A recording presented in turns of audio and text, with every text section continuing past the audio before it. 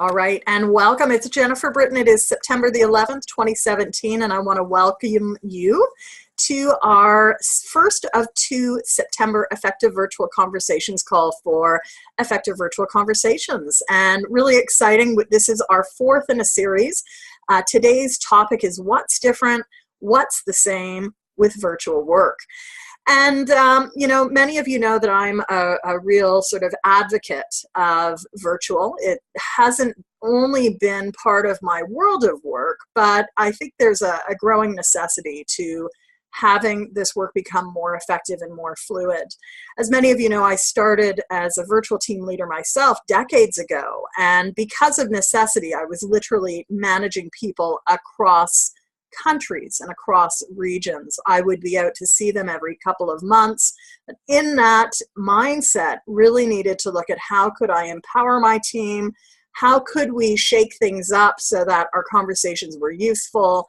And it really was a global necessity. There just was no budget to allow us to physically be present in the same office each and every day. Flash forward to 2017. Last week, I found myself on the road one day for 4 hours commuting to and from the city. And as I looked around at the thousands of vehicles surrounding me on a 16-lane highway, all stopped, I thought, wow, what is the cost of productivity?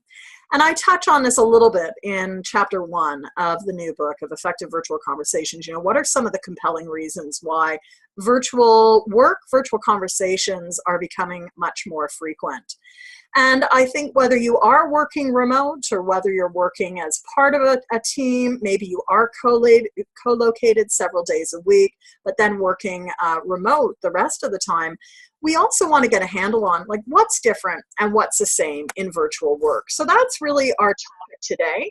If this is the first one that you've joined, we've covered a couple of calls already. On July 31st, we did a launch call, and I walked listeners through the course of the book of Effective Virtual Conversations, which already is exciting to see where the book is and has been traveling to. We've got copies out now into Asia. I spoke on this in Washington, D.C. a few weeks ago, and it's just exciting to hear, this is a challenge, I think, for all of us globally, not just Asia, but also in Australia. I was talking to someone the other day. Actually, I have several people joining me for programs this fall from different parts of Africa, from West Africa and East Africa and South Africa. And certainly in my own experience working across the Americas for years, know how important, the virtual lifeline really is. And here we are on September 11th, looking back at the events of the last week, looking at Hurricane Irma ripping through parts of the Caribbean. And we have had newsletter articles just saying, how fragile our virtual world really is, where, in literally the blink of an eye, these essential lifelines can be removed. So part and parcel of Effective Virtual Conversations is thinking about what's the context in which you're leading and what's the context in which you're having these conversations. It doesn't always need to have to be a one-on-one, or it may not need to be a one-way passage of information.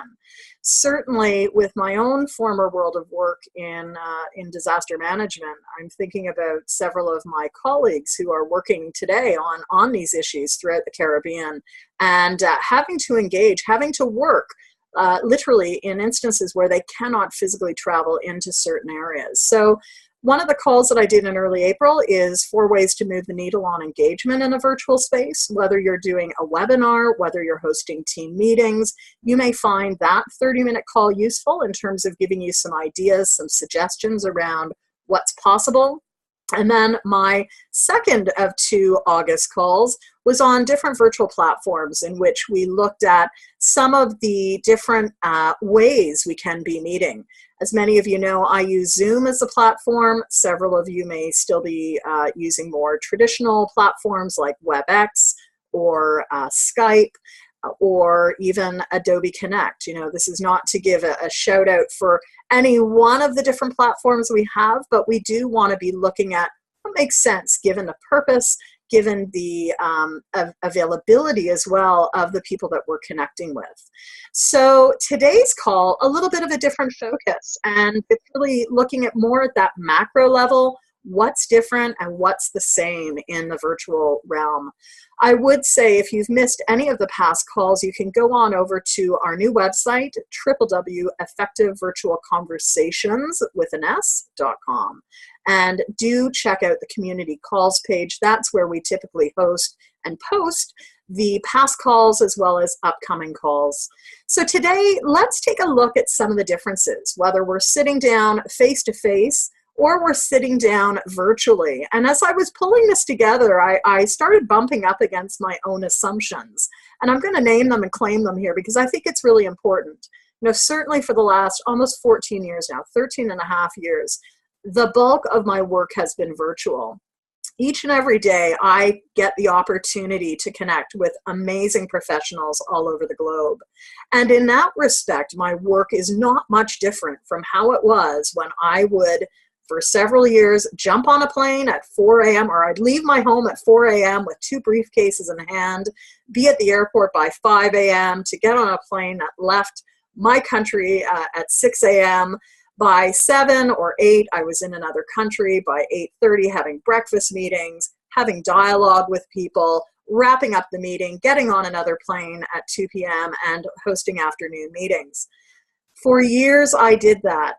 At least 1 or 2 weeks a month, I would have 5 days of travel back to back to back. And it was not uncommon, literally, to touch communities and or people in 3 to 5 different regions and or countries. It was exhausting. And in fact, it led to some vision loss in one of my eyes. I flash forward to where I am today, and I can still have similar type meetings, seeing people and allowing them to see me if we're using platforms like Zoom or Skype. And I may, in fact, be touching people in even more countries. You know, to me, that's fascinating. And the assumption that I bumped up against when I started pulling these slides together was the assumption that many of us hold that virtual work means I can't see you.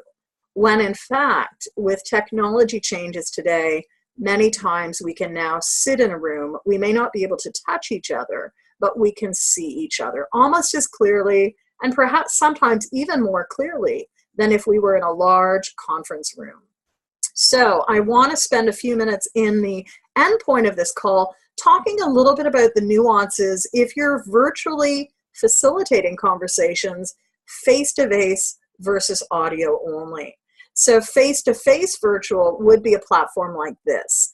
Now, in our first of the launch calls, I may have used what is known, I call the Hollywood Squares view here on the platform, where we can actually take away our slides and have everyone's faces and or names up on the screen, where it's much more like sitting around a virtual table together.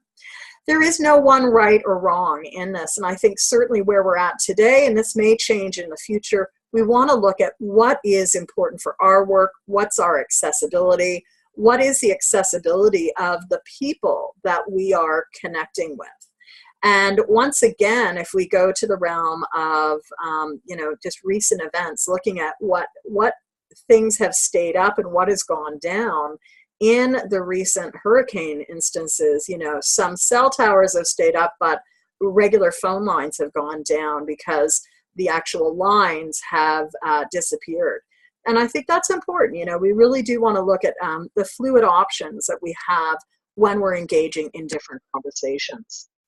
So if you've been with me before, you've seen this slide. Just want to reference going back to earlier this year, April of 2017, I did a community call for our FromOneToMany.com website, and just started touching on, what are some of the main differences? And last month we circled back to this. I talked a little bit last month in our August calls around the difference in pace, interactivity, connection and trust, the diverse perspectives that may show up in some of the visual cues. So I'm going to be going a little bit deeper into these layers in today's call. And I really wanted to highlight some of the practical considerations when you are looking at virtual versus in-person conversation spaces. The number one is connection and trust, and the absolute, I don't think it's always a requirement. You can facilitate, of course, a one-way passage of information if people don't feel connected to you or trust you. But the downside is that they're not going to be really present. You're going to be one of many voices in the background. Let's give an example. You know, it's quite common for many of us today to lead webinars. We, go as far as pulling together a fancy slide deck. And even as we're facilitating on, say, WebEx, we can start seeing engagement levels drop as the, as our portal, as our web host starts showing that people, in fact, are starting to multitask. And I think that's really important as we think about boosting connection and trust. If people know that they are being invited, so here's the setup of the situation. We need to invite people and let people know what the expectations are in the different types of virtual conversations that we have. In a lot of the work that I do as a coach, I would assert that until we have connection and trust in our virtual group, we're just having a facilitated conversation. We're really not dipping into the deeper layers of a coaching conversation. So in a few minutes, we'll talk a little bit more about fostering connection and trust. And this, of course, is an ongoing theme throughout effective virtual conversations, practical, tactical things you can be doing. Another big difference that we're going to touch on today is the need for planning. Really, it's a lot harder, hand in hand with number 3, harder to wing it. So it can be very strategic to do some planning around interaction. And we'll talk about time frames and time windows, which might be optimum for your group. Now, you'll notice I say might be optimum because there's really, I think what was playing out like meetings everywhere, there are different appetites for this work. We have teams that have existed in the virtual realm for decades or years. They're very comfortable with it. Their mindset is they come to a meeting, they may not even see everyone, but it is like sitting around a table and they're there, they're present. They may even have agreements around that. That can be very different than calls where people are new to this technology and struggling with the actual technology, where we need to be much more plan focused. A key thing, I think, regardless of whether a team or a group is experienced or not with virtual, is providing regular visual anchors. And I'm very conscious of keeping this call, that is really more a one-way passage of information, moving. So what are the visual anchors? And you're going to see something quite, I think, significant in a few minutes. Number 5 consideration to keep in mind is what is the pre-work and post-work you can use to, number 1, prime people as they get on, and then follow on as people continue with their work and their focus. All of this has its roots in pace and interactivity, which is number 6 on our list today, but this was a prime focus in the August 15th conversation. So if you have questions on pace and interactivity, I'd really recommend that you check that out. And finally, on a very practical level, I think we see a range of styles and a range of approaches. And some of this is related to our own learning edges and comfort zone. In a future call, I'm going to be talking about skills that are needed to be successful in the virtual world. And if you do have a copy of the book already, you'll want to refer to chapter 3, where there is a skill assessment in terms of where are your skills? Where do they exist? Where do they reside? What might be useful for you to add on? So let's jump in with practical consideration number 1, which is the connection and trust. And I think very visibly in virtual calls, we see the difference between highly engaged conversations, which you see there on the left, and the groups that are disengaged. They're unconnected, they're disjointed.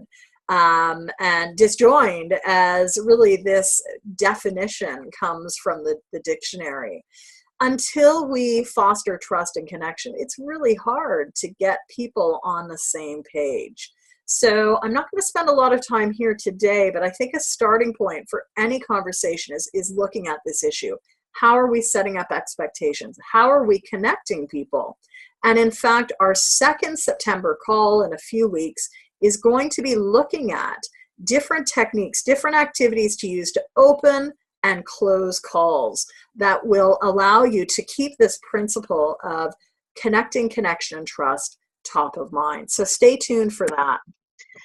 The second area that I said was important, once we've got trust and connection, is to really strategically think about planning out your calls. And I no doubt will do a future call on this entire topic of design. Chapter 5 of the book touches on this notion of design. For many years, many of us, not just myself, but most of us as instructional designers have been using a matrix format where we can start mapping out the different elements in a call. Just as in highly effective presentations, we really want to think about strategically the start, midpoint, and end of conversations.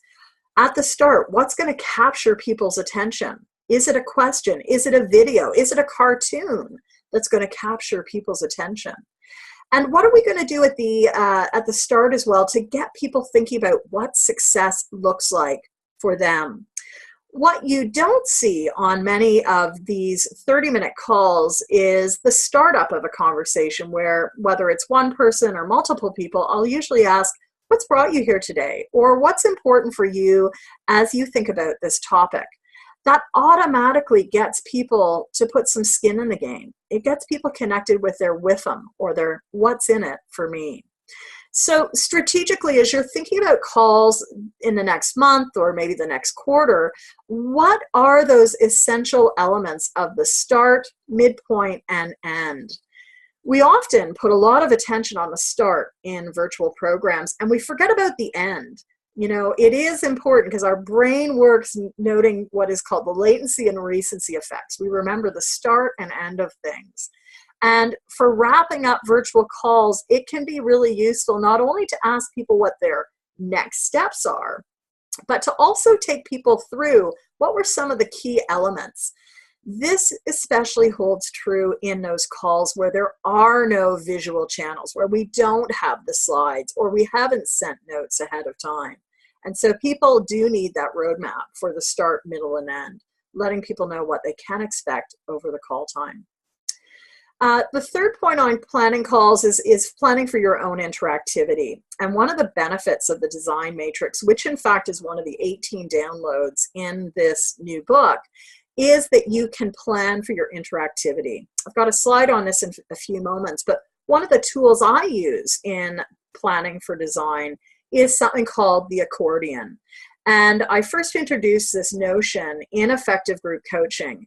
If you can imagine, the accordion expands and contracts. And as we expand our conversation, we may need to contract a few things. So if you're noticing that your group is really enjoying a conversation, perhaps in the realm of vision, you might want to spend the rest of your time there and contract some of the other elements that you had planned for the call. The beauty of the design matrix is it gives us a roadmap of how we may move from A to B to C. You might notice as a facilitator that you have a little bit more planning time. You have timelines, tight timelines on those different elements as well in terms of how much time you're going to spend in section A, section B, and section C. Now, to layer on the accordion might now shift you into a mindset of, well, section A is around vision. And if people really enjoy that, instead of spending 20 minutes, we might actually spend 30 minutes, which means now that section B gets shortened to 5 minutes, and section C actually gets pulled off or shifted over to an entirely new call. So this week or this month, I'd like you to get thinking about how are you planning calls, and if you have purchased a copy of Effective Virtual Conversations, definitely go to the downloads page, and of course the code is in the front part of your book, but do download the design matrix. I'm going to be adding some resources for book purchasers around having a coaching conversation around a design matrix where we're going to bring this idea to life. That should be available to you in the next couple of weeks. Now, going hand in hand with the plan is that it really is harder to wing it. We want to plan for interactivity.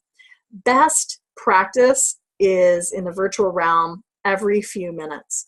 In the in-person realm, for years, we've been saying, try to pick some interactivity every 7 to 10 minutes.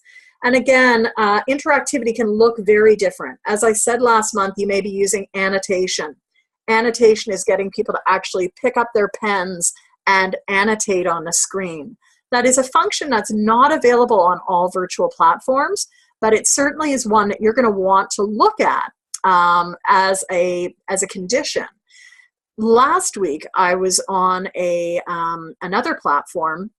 The facilitator hadn't used annotation before, and I thought, you know what? It's an hour-and-a-half call. We've got a group of highly engaged people, but we're like zooming out on chat. You know, you can only ask questions for so long on chat. We were too big a group to really poll vocally. So what I thought I'd do is invite people to move to annotation. Of course, there's a bit of a learning curve. You have to walk people through, and you need to be confident as a facilitator in walking people through that. But it really changed the energy on the call. So think about what interactivity is going to be useful. Is it even, you know, bringing in a recording? And when I said in this context, recording, you know, you do want to record it, but the downside of recording every call is that may send a signal for people to just disconnect and multitask. Certainly, setting expectations are key. And if you are recording, it can be useful, but it can also have the flip side. Video streaming, if we can, is always one of my preferences, as is screen sharing. And it's been interesting for me to return back to more slide presentations after having moved away from this for a good, probably the better part of a good decade. I think a decade ago, we were really suffering from death by conference call. Sorry, not death by conference call, but death by PowerPoint. And in today's virtual world, you know, bringing back a new art form of slides can be important. So for you, think about where those interaction points are going to be, because it may be harder to wing it in the virtual realm. That leads me to, and notice the difference from slide A to slide B, to point number 4. Another very practical difference in the virtual world is the need for visual anchors. Really important to be offering these anchor points along the way. Now, I'll first talk about when we have a platform like Zoom or WebEx, but I'd also like you to think about what visual anchor points you're leaving for people who are still only phone-based. In my recent group coaching ins and out newsletter, which is a newsletter I produce monthly, I wrote a new article called 5 Ways to Create Visual Anchor Points. I, in fact, am going to share that as a resource for anyone who's on the Effective Virtual Conversations newsletter, and that newsletter is going to be coming out in the next week or so. Visual anchor points are critical, and whether it is a photo like this, which automatically draws people's eyes in. And again, I'd asked you to reflect on the difference you saw between slide A and slide B. My guess is as soon as you saw this graphic, a couple of things happened. Number one, you started actually zooming out of my voice. You might have in fact connected with perhaps the word employee engagement, because that's an area you work on, or you might have connected in with one of the icons listed there. We can really get quite proactive and strategic, I think is a better word, in working with visual anchors. And I think we need to get more proactive and strategic in using visual anchors in the virtual realm. It's what draws people's attention.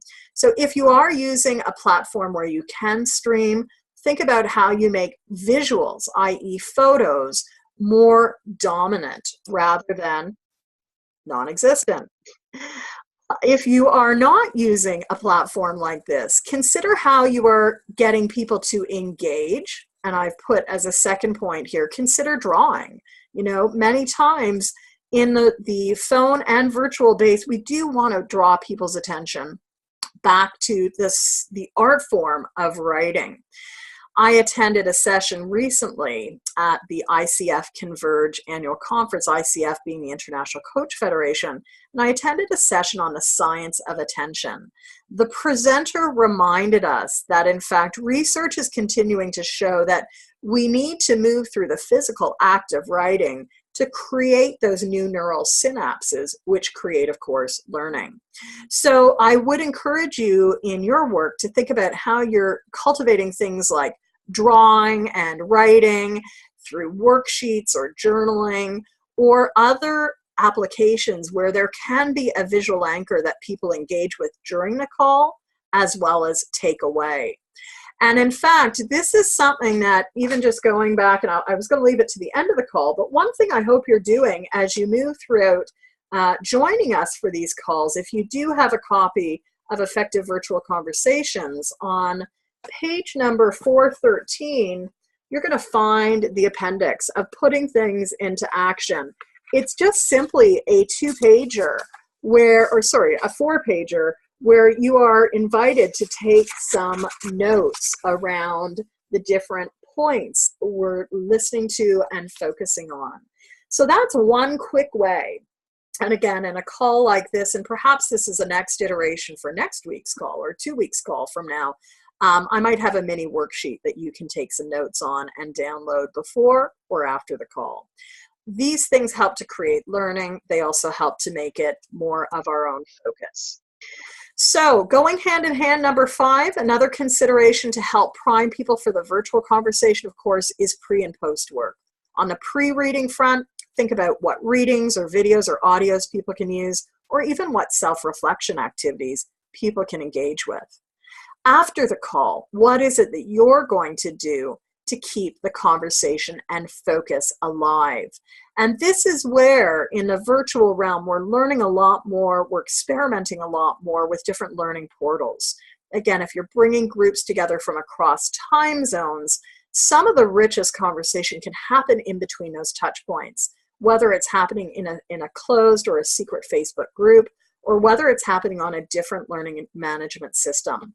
And I have some comments around those in chapter 4 of Effective Virtual Conversations as we look at the ecosystem of this landscape, where if you're part of a MOOC, for example, a massive open online course, you're going to be very familiar with the different ways materials are uploaded and you can engage with your colleagues. And that might be really different than a real-time virtual meeting where our engagement is real-time. Activities are noted, and then we meet again next time we come live. So think about, in your context, what's appropriate for pre and post work. And as I've mentioned, pace is critical. You know, big difference as we move from in-person 7 to 10 minutes of interaction time to 1 to 3 minutes of virtual conversation pace changes. And there's a lot more writing out on this topic. We can go look to Cindy Huggett and her writing. And I think pace is really interdependent on what is the purpose of the call. Is it information or engagement? Also, pace is influenced by our interactivity options, which we've already covered. Can we get people chatting? Can we get people annotating? And of course, what is going to be meaningful? The challenge today is there an informational component? And if so, how do we get people writing things down and engaging? I think a lot of this, and this is one of the last points I want to leave us with today, is so much of it is influenced by our learning edges. And it's my hope that throughout this book, and as I continue to work with really great coaches and facilitators around the world, we are further exploring our own learning edges. What are the skills we need to be successful in this work? And of course, chapter 3 has much more on this, but I think we all start noticing our learning edges. In a group context, I'm very comfortable with working with interaction and involving people in different types of engagement. One of the learning edges I've really noticed for myself in recent months, I would even say the last few years, is on slide design. And, you know, really one of the areas I would like to get better and more effective at is looking at how do we create a more visual representation. I will never be a graphic designer, but I think as a virtual conversationalist, as a virtual facilitator, the more I can learn about color and use of fonts and having a wide variety of photos and visuals that we can tap into, the more engaging and really the more polished it looks in our work.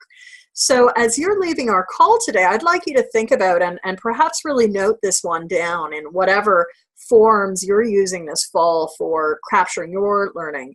What is the one thing, or what else do you need to be successful in this work? Is there a skill or a habit you're noticing could be cultivated to help you and the people you're working with? I'd like you to take a nanosecond to just write that down as we're going to wrap up the call. And of course, I want you to imagine too, this call would have been very different if it was audio only or if there were no slides. Key distinctions, and we'll go deeper into this, I think, in a future community call, is, how do we boost those conference calls where we can't see anyone? We don't have the body language cues. And that's where having engagement touch points and verbal touch points becomes so important. We lose the visual, so we can really only zoom into our pace, pitch, and tone. And if you are still facilitating in phone-based only environments, think about what setting people up for success looks like. A common challenge today, or a common opportunity perhaps, is many of us are also working on blended platforms where we have some people who can dial in and participate in a call like this, whereas others are in that blended environment, are in the voice only. So how do we also create a common denominator? That's a term I've been using since writing my first book. What's a common denominator? Does everyone streaming and telephone only get a worksheet that everyone can follow? Do you send out slides in advance? What do you do to create that common denominator across the group? Just some considerations. So I hope that out of today's call, as you go to disconnect and before you shift away from your desk, you'll take notes on what some of your key learning has been today. I've got a number of fall programs that are just starting, namely want to flag the start date for the fall Virtual Facilitation Essentials. We're going to get kicked off in 3 weeks. It's going to be a Monday afternoon program, 1:45 to 3 p.m., starting October 2nd and running for 5 weeks with no call on October the 9th. So it in fact takes us to mid-November. That program is going to dig a lot deeper into many of these topics that we're skirting on in the community calls, as well as going deeper into each and every chapter. Now, 5 weeks, 75-minute calls, not a lot of time. So for those that are interested, we're going to be I will be hosting the Virtual Facilitation Skills Intensive. I hope to have the dates out on that. We've been looking at a couple of dates throughout the week, either a Friday or possibly a Tuesday program. That's a 15-hour virtual train the trainer. And for coaches, a lot of our programs started last week, not too late to jump in, but we will have starts again in October and November. So as we go to wrap up, I hope that you've also been following along with the weekly effective virtual conversation tips. We are just posted number 12. I wanted to share last week's tip, where I pull every week a different quote from the book. So last week I pulled the quote, "It's when we have the trust, connection, and safety present that we're able to move into the most important conversations for the moment." Check out the weekly EVC tips at Teams 365 blog, and also our new Virtual Conversation Sparker blog at the main website for this book. I want to thank you for joining me. Our upcoming calls, September 25th, is 6 activities. So that's when I'm going to be looking at opening and closing.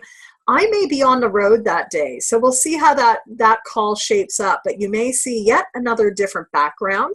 Calls are generally held 11 to 11:30 a.m. on Monday mornings in this usual Zoom room. For more information and an updated downloadable schedule, please visit us online at Effective Virtual Conversations. So that's about it. We've got at least one of you on the call today. I'm going to invite you to just move to chat and chat on in. What is it that you're leaving the call with as you've been thinking about today's topic of what's similar, what's different?